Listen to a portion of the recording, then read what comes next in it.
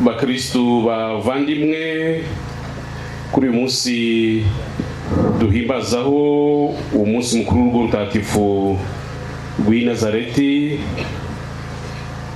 Hari inyigisho n'ubutumwa abepiskopi babinyujije muri komisiyo ishinzwe ikenurabusyo ry'umuryango bifuje yuko dusangira tukazirikana uyu munsi, kadufasha cyane cyane kurushaho kumva no gucengera ibanga n'ubutumwa ry'uyu munsi duhimbaza no twifatanyira kiliziya.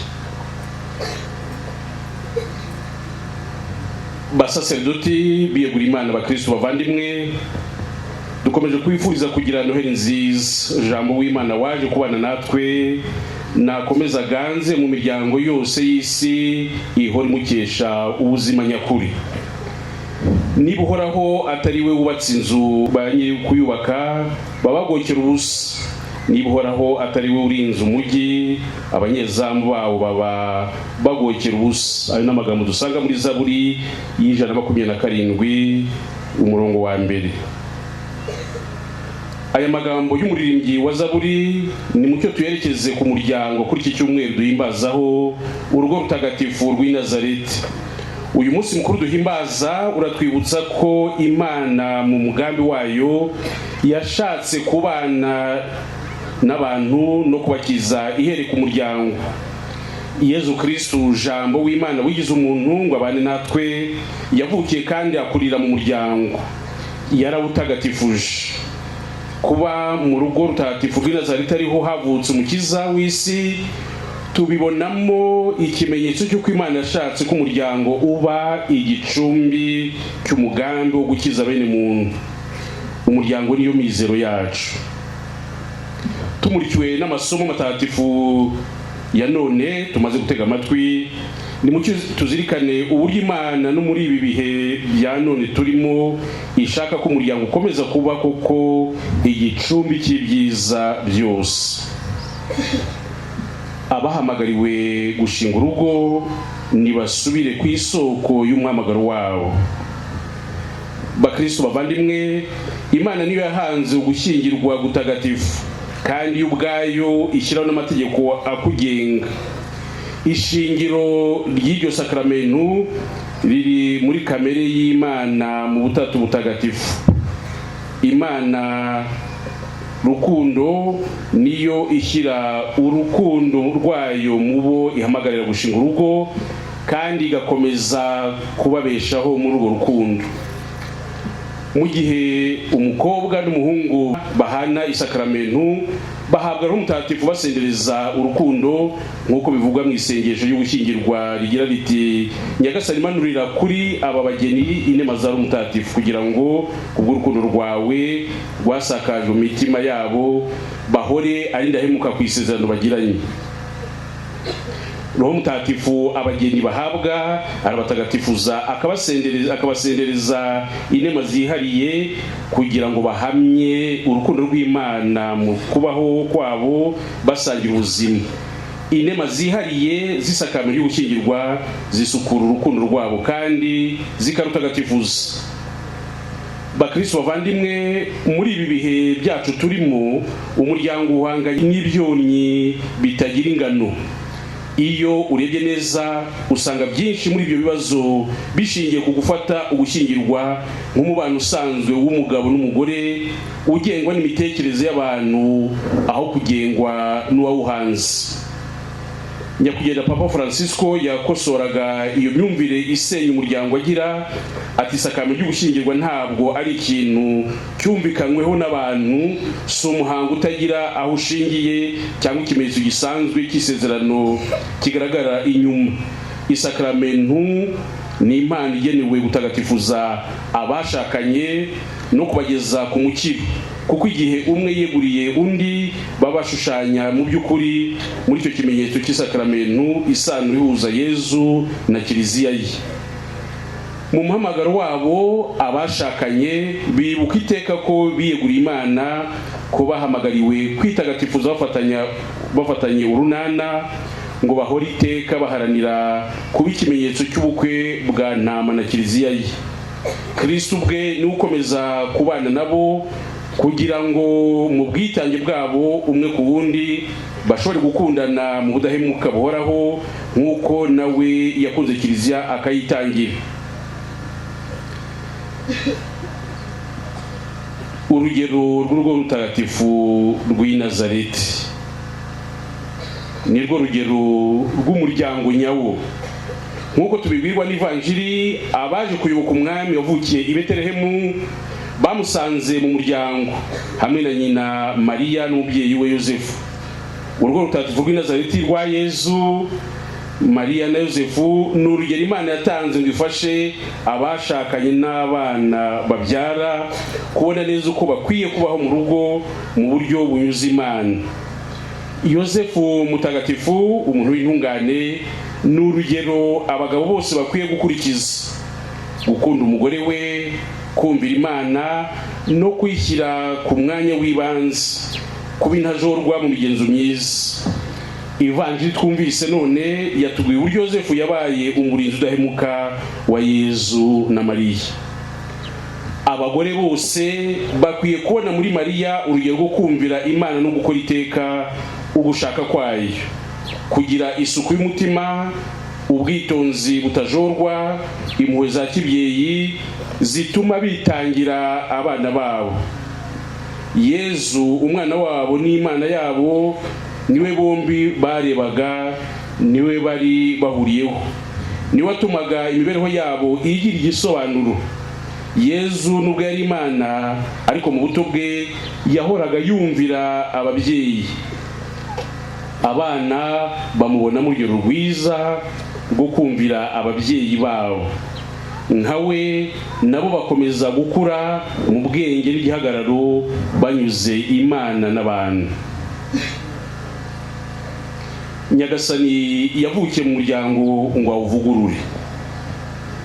Imiryango y'abashakanye muri hano ndetse n'abadukurikiye mu bitangazamakuru, ku rugero rw'urugo rutagatifu rw'i Nazareti, ingo zanyu zahamagariwe kwakira Yezu Kristu ngo azivukiremo, maze koko urugo rwanyu rube Kiliziya yo mu rugo n'igicumbi cy'imigenzo myiza. Mwebwe bavandimwe, Imana yahamagariye gushinga urugo, kandi namwe mukakira iryo jwi ryayo. Hari ibyo tubifuriza kandi tubasabira ku Mana yabahuje, by'umwihariko kuri uyu munsi duhimbaza umunsi mukuru w'urugo rutagatifu rw'i Nazareti. Icyambere tubifuriza kandi tubasabira, nimuhorane ibyishimo mu ngo zanyu, mu rugo rwanyu. Igitabo cy'intangiriro kitubwira ko Uhoraho amaze guha umugabo umugore bakwiranye, ngo umugabo yariyamiriye arishima ati, noneho dore igufwa ryo mu magufa yanjye. Isaka ry'ugushyingirwa bigamije umunezero w'abarihana, risendereza ibyishimo abarihanye. Buri wese nabere mugenzi w'ingabire imutera kwishima. Abana ni imbuto y'urukundo ababyeyi bakundana, bityo nibabera ababyeyi babo impamvu y'ibyishimo. Icyakabiri tubifuriza kandi tubasabira, nimuharanire iteka ubutungane. Twahamagara twese ubutungane. Muzabe intungane nk'uko so mu ijuru ari intungane. Ibyo tubisanga muri Ivanjiri ya Matayo umutwe wa 5:48. Isezerano abashakanye bagirana turyita ugushyingirwa gutagatifu, bishatse kuvuga ko rishingiye ku Mana iyo nyir'ubutagatifu, kandi rikaba rigamije no gutagatifuza abarihanye, kubera ko baba barabaye umwe, buri wese atagatifuza mugenzi we. Nibyo intumwa Pawulo yigisha agira ati, umugabo utemera atagatifuzwa n'umugore we, kimwe n'uko umugore utemera atagatifuzwa n'umugabo we. Nimuharanire rero rwose kwitagatifuza mufatanye urunani. Ikindi tubasabira, tubifuza kandi tubasabira, nimurangwe n'urukundo rudahitana n'ibihe gusa. Abashakanye basezerana gukundana no gufatanya muri byose. Umwe akunda mugenzi we nk'umubiri we bwite. Bavandimwe, mwahamagara gushinga urugo, nimuhore mwibuka ko urukundo mugirirana ariko njisha ituma muhora mwunze ubumwe. Buri wese yihatire gukunda mugenzi we nk'igufa ryo mu magufa ye, nk'umubiri wo mu mubiri we bwite. Papa Paulo wa gatandatu mu rwandiko rwe yise Humane Vitae asobanura uko urukundo rw'abashakanye rugomba kuba rumeze. Ni urukundo rwuzuye ubumuntu rutuma abashakanye basabana ku mubiri no ku mutima, rukaba ubucuti butuma bahora basangira byose, buri wese yitangira undi. Urwo rukundo kandi ruzirana n'ubuhemu kandi ntirugire igihe rurangirira. Isomo rya kabiri twumvise ryatwibukije imigenzo myiza ari ikwiye kuranga imibereho yanyu mwebwe abashakanye. Iyo migenzo ni impuhwe, ubugiraneza, ubwiyoroshye, ubwiyumanganye, ituze, ukwihangana, amahoro, ubworoherane, urukundo. Ikindi tubasabira kandi tubifuriza, ntimuzatezuke ku burire bwabo mwabyaye. Bakristo bavandimwe, urugo rwa gikristo niryo shuri ry'ibanze abana bigiramo imigenzo myiza yose. Muri ibi bihe byacu dufite abana benshi bavutswa amahirwe y'uburere bwiza bw'ababyeyi. Babyeyi, nimwihatire kurangiza izo nshingano zo kurera abana banyu, mubatoze indangagaciro n'imigenzo bya kimuntu n'ibya gikristo. Bana namwe, nimwihatire kumvira ababyeyi banyu. Igitabo cya Mwene Siraki twumvise mu isomo rya mbere kiragira kiti, bana nimwumvira ababyeyi banyu muri byose, kuko uhimbaza se azaramba kandi uwumvira uhoraho azahumuriza nyina. Ikindi tubasabira kandi tubifuriza nuko urugo rwanyu rurangwa n'isengesho. Isengesho ryo mu rugo rihuza abana n'ababyeyi babo niryo shuri rya mbere ryo kwiga gusenga. Babyeyi, mu burere mugomba guha abana banyu, ntimukwiye gutinya kubera abana banyu abakateshiste bibanze. Nibyo Mutagatifu Yohani Paulo wa kabiri yise katesheze yo mu rugo. Imana soko imigisha yose ibasendereza ibyishimo mu ngo zanyu, y'ubwayo ikomeze iba umurinzi n'umuyobozi w'imiryango yose n'ingo zacu. Ubu ni bwo butumwa komisiyo y'inama y'Episkopi ishinzwe ikenerabushyo ry'umuryango yifuje ko tuzirikana kuri uyu munsi duhimbaza umunsi mukuru w'urugo rutagatifu rw'i Nazareti. Hano muri diocese yacu ya Byumba, ku buryo bw'umwihariko twahuriye hano kugira ngo duhimbaze uyu munsi, dufite n'ibyishimo byo kwakira ingo 7 zikora yubile zishingiye mu gikristo. Ingo 7 zimaze imyaka 25, imyaka 25 mu budahemuka no mu rukundo. Dufite kandi n'abageni ba Kristo 7, 6 bakora yubile imyaka 25 bari muri ubwo buzima, n'umwe wuje imyaka 50 nawe ari umugeni wa Kristo. N'urugero ni ingero nziza zifatika zitwereka yuko ibi tumaze kubabwira, ibi tumaze kuzirikana mu nyigisho bishoboka. Abavandimwe byose bagize bino myaka babifashijwemo n'isengesho. Mu guhimbaza kandi uyu munsi w'umuryango, umunsi mukuru w'umuryango mutagatifu ku rwego rwacu rwa diocese, twifuza yuko ingo zacu twavuze ibyonnyi bitandukanye bisenya imiryango, cyane cyane bijyanye n'imibereho n'imibanire mu ngo zacu. Ariko imibanire n'imibereho itameze neza mu ngo bijya n'izindi ngaruka zishamikiyeho. Aha cyane cyane imibereho itari myiza mu buzima busanzwe. Ingo zirimo amakimbirane ntabwo zimenya kwita ku burere bw'abana babo, twabyumvise, ndetse hari n'ibindi byonyi biza byiyongeraho.